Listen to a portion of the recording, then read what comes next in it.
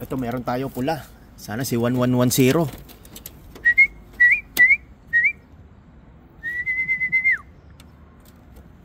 Si 1110 to. Yun. Clock. Saan linom natin? Clock. Yan. Yun, si 1110 natin. Yung sprint bird natin.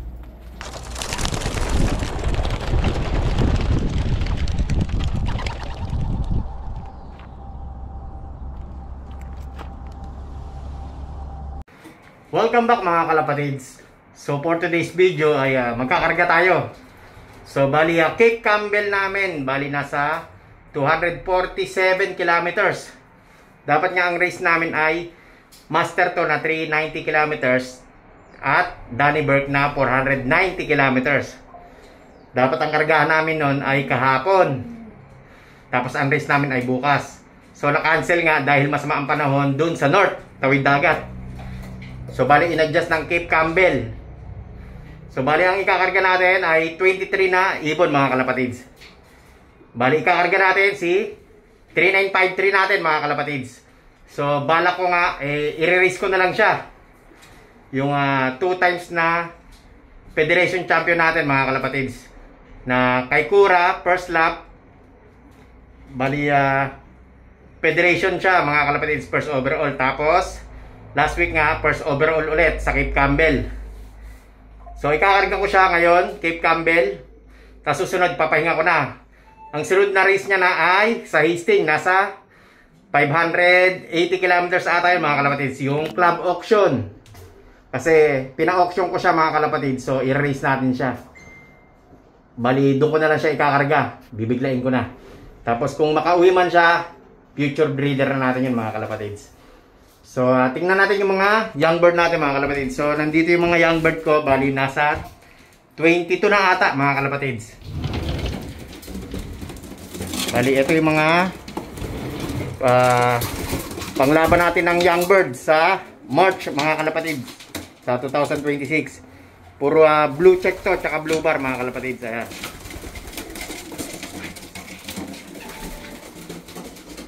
Ayan.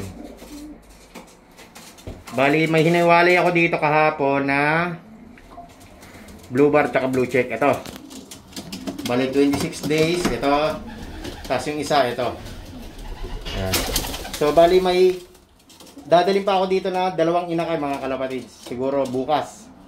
Bali, pang 24 na young bird na yun mga kalapatids. Tapos, meron tayong iwawalay. Siguro mga after 2 weeks pa. 4 yun mga kalapatids. Kasi ang target ko 30 na young bird. Yung ililipad ko sa young bird mga kalapatids. Ayan, lahat naglulugon. So bali 11 na yung nalipad na sa akin dito. Yung mga first batch. Tapos yung second batch, siguro tuturuan ko naman ay baka Sunday na mga kalapatids. Siguro mga 6 yon mga kalapatids. Mahirap magsabay-sabay ng turo. So pag ano nga young bird yung unang tuturuan mo andun yung kaba. Minsan kinabukasan na nauwi. Tapos meron ako isang young bird na 8 days na hindi umuwi. Tapos may pinick up. Tapos pinick up ko. Ayun, may tama na sa pakpak. Kaya kinal ko na mga kalapatids. Bali first clutch ko yun. Nestmate nung blue bar na sunog natin. Ito. So sayang nga naka-SIS yun. So isusukso ko na lang yun doon sa isang breeder ko na isa lang itlog ang papisain ko. Yung isa fake egg na yun. So papisa na yun bukas mga kalapatids. So maganda-ganda yung isusuksok natin doon. So ito nga pala yung dalawang auction natin. Ayan, batcher na yan mga kalapatids. Yung dalawang yan. So karga tayo ng Cape Campbell. So bukas ang release nun. So ang hangin nga nun ay tailwind mga kalapatids. So sana makadali ulit tayo ng pan race ng pooling mga kalapatids. So, tatayaan natin yung same bird. Idadagdag ko si 354 mga kalapatids. Tapos yung 3953 natin, baka doon ko ilalagay sa unlinom pa rin yun mga kalapatids. Tapos yung sa number, imbis na si 357, ang ilalagay ko ay si 356 mga kalapatids. Baka yung blue check mga kalapatids. So So, karga muna tayo ng mga wires natin. The next day.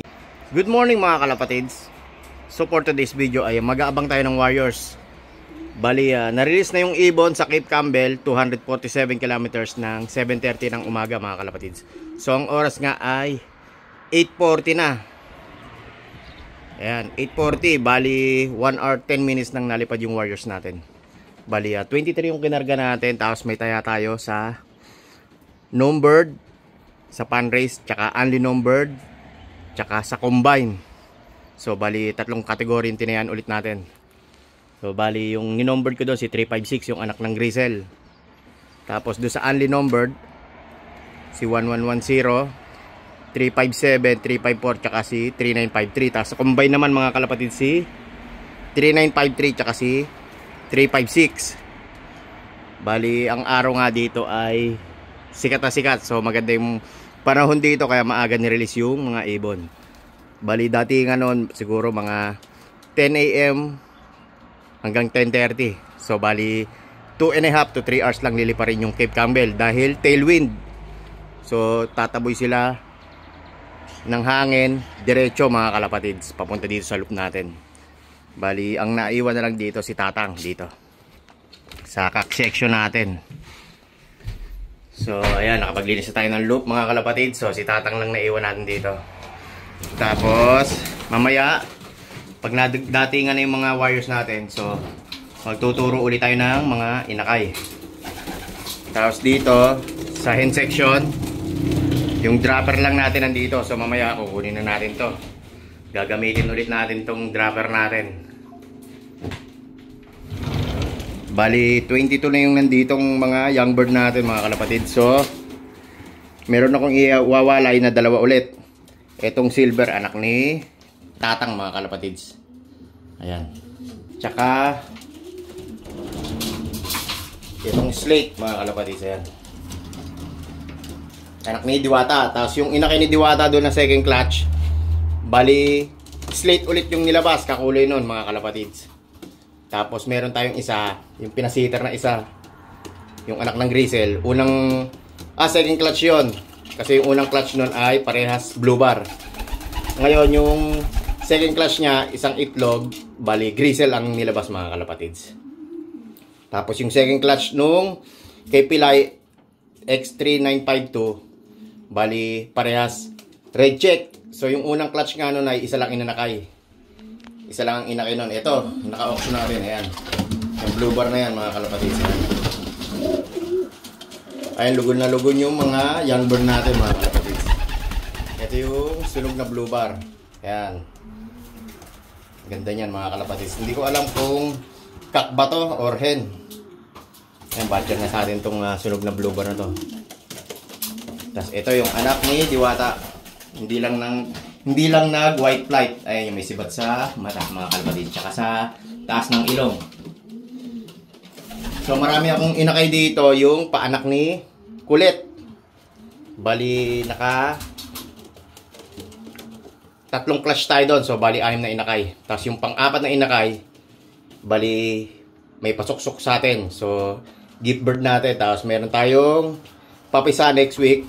So meron tayong susuksokan na ibang flyers ulit. So kasi tapos na tayo sa breeding. Yung hinihintay ko na lang yung paglaki ng huling batch mga kalapatids. Ayan, yung mga painakay natin. So, bali 11 na yung batcher sa atin dito. Ninalipad na mga kalapatids. So, mamaya, abangan tayo mga kalapatids. So, mamaya na lang ulit. Bali, ito yung second clutch ni Pilay. Tapos ang parang niya si 3952. Yung full nest mate nung Federation champion natin mga kalapatids. Yung 2 times si 3953. Ito yung nest mate niya. Ayan. So bali nanalo rin sa Panrace natin to nung nakaraang old bird mga kalapatids. Ayan yung dalawang inakay nila second class. So parehas sa red check. Kakulay ni Pilay. So bali ito naman yung second class nila Diwata. So slate din to mga kalapatids. Ayan. Tapos yung nestmate niya Mukhang ano to, blue bar mga kalapatids. Ayan. So bali 2 days pagitan ito. So unang namisa yung itong slate, 17 days. Tapos ito after 2 days. So tulad nung unang clash nila, 17 days din napisa yung isang itlog, tapos sumunod after 2 days mga kalapatids. So ayan. So yung kapares niya, yung old line natin na 10 years old, magi 11 years old na to mga kalapatids. So ito yung tatay ng Federation na bird natin, si 3953. Yan yung tatay ni 3953 at ni 3952. Tsaka si 357 mga kalapatids, yung nanalo sa atin sa pan race nitong old bird mga kalapatids. So yung iwawalay pa natin na dalawa, ito mga kalapatids. Bali ito yung third clutch mga kalapatids. So lahat ng inanakay ni Kulit, lahat yon na blue check mga kalapatids. So ito pang fourth clutch, pasuksok sa atin yung magiging inakay niya mga kalapatids, igigip bird natin. Ayan. So lahat yan blue check. A few hours later. Update tayo mga kalapatids. So ang oras nga ay 9:38 na ng umaga. So bali 2 hours 8 minutes lang nalipad yung mga warriors natin. Dati nga noon mga 2.5 hours. So may 30 minutes pa tayo mga kalapatids. Bali ang hangin nga ngayon ay tailwind. Pag dumating na yung 15 warriors natin, so tuturuan naman natin yung mga young bird natin mga kalapatids. Bali 23 yung kinarga natin na warriors. Bali nga pala doon sa dulo ng kulungan mga kalapatids, naggawa ako ng stock loop mga kalapatids. Doon natin ilalagay yung stock hen natin. Tapos doon sa breederan, doon natin ilalagay yung stock cock natin mga kalapatids. So huling extension na natin yon. Ayun sa pinaka dulo. Yan yung gagawin nating stock hen. Medyo maliit lang yan mga kalapatids. Tapos medyo mababa. Yung mga young bird nga pala natin, nilagay na natin sa kabilang section para pagdating ng mga warriors natin, kung hindi man mag-clock yung iba, hindi tayo malilito kung sino yung huhulihin natin, hindi magulo. So maya maya na lang mga kalapatids. A few moments later. Ito meron tayo pula. Sana si 1110.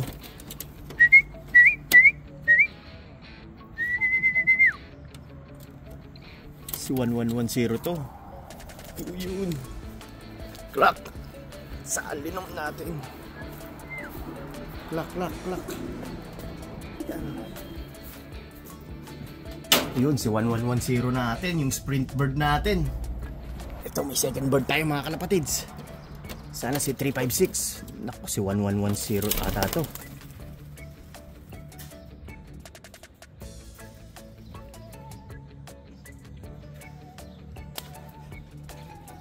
Sino tong second bird natin?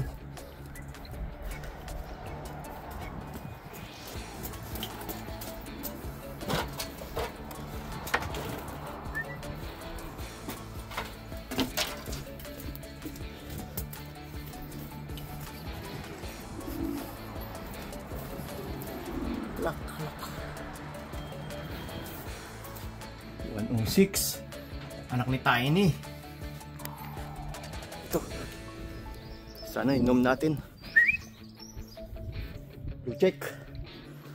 Sana si 356. Anak ni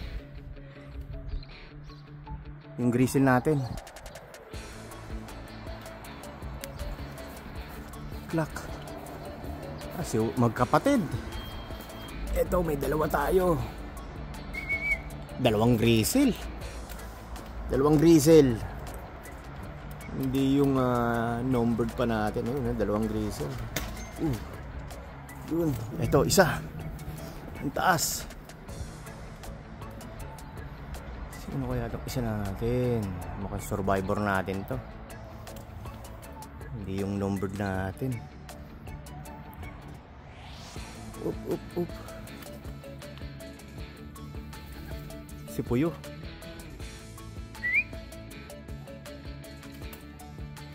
Si Puyo natin. Ito, dami.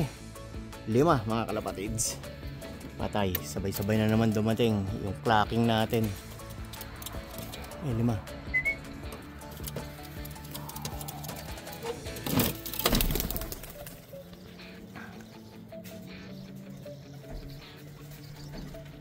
Ayun.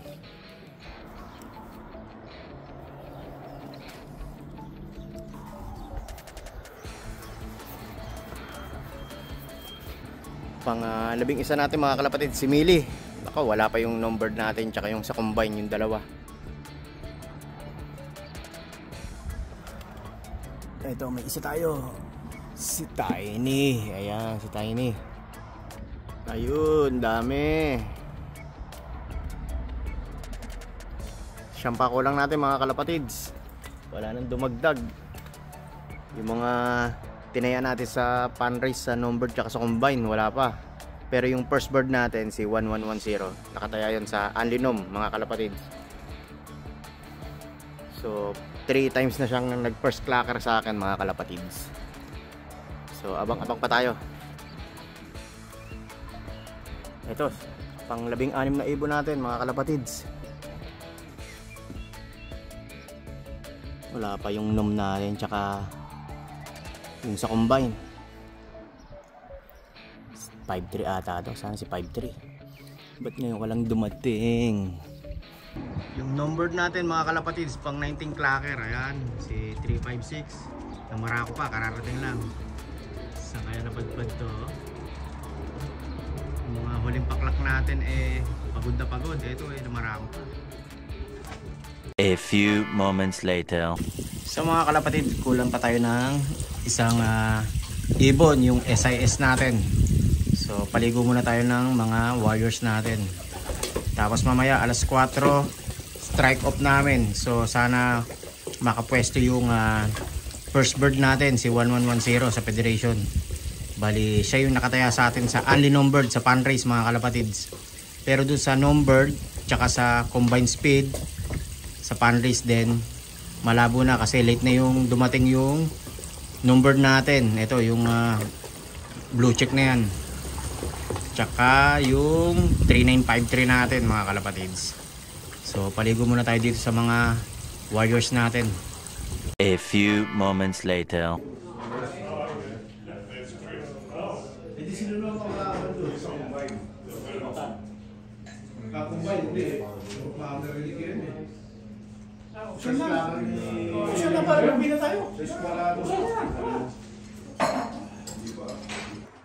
Welcome back mga kalapatid. So galing na tayo sa club. Bali ang result nga ay pang 9th place tayo sa Federation. Bali 51 flyers, total of 1,040 na ibon. Bali pang 9th place tayo sa Federation. So bali siya yung nanalo sa atin sa only numbered ulit mga kalapatids. So 3 times lang nanalo sa atin to sa fundraise. Tapos yung sa numbered natin, late na umuwi. So hindi natin nadali yung numbered tsaka sa combine, pero nakadali tayo sa only numbered ulit sa fundraise mga kalapatids. Bali yung isang kulang natin na SIS, bali nakauwi na siya ng 4:30 mga kalapatids. So kompleto na yung warriors natin. Bali yung nagpunta ako sa club, bali 22 yung paklak natin. So kulang tayo ng isa nga. So hindi na siya umabot. So next race namin, Masterton. Bali 380 kilometers ata yun mga kalapatids. So i-condition ulit natin yung mga ibon natin. So nasa top 10 pa rin tayo sa Federation mga kalapatids. So maganda pa rin yung result natin. So hanggang dito na lang. Don't forget to like, share, subscribe. John and Danny Luke Pigeon Racing. Ingat and happy flying sa inyong lahat. God bless mga kalapatids. Ito yung first bird natin, si 1110 mga kalapatids. Bali si Red Check Hen yung ibon natin mga kalapatids.